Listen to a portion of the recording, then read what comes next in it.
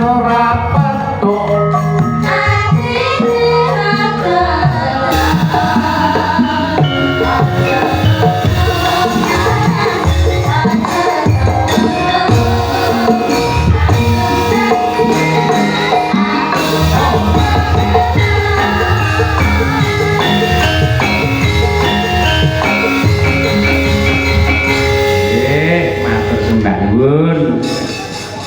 Assalamualaikum warahmatullahi wabarakatuh.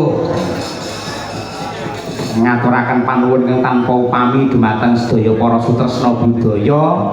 Manut jam kula menika meh jam kalih parandini tasih kathah ingkang kepareng mengapresiasi mirsani lan nenggani kiprahipun kula sak kanca madangkara ingkang miturut dawuh pangandikanipun para pepunden dalam rangka peresmian Hotel Merkur diselenggarakan oleh Sukses Jaya Group dipun pandegani dening pepunden kula Bapak Harsono Lukito sekalian Ibu Eli, dasaripun dipun sengkuyung kalian Mas Andi Halim putra saking Bapak Harsono.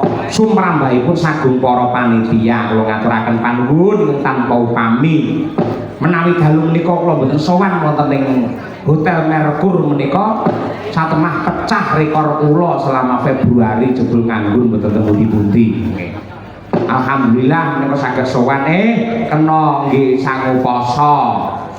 Poso pos niku berhenti, so niku rasa tegese ngeposke rasa.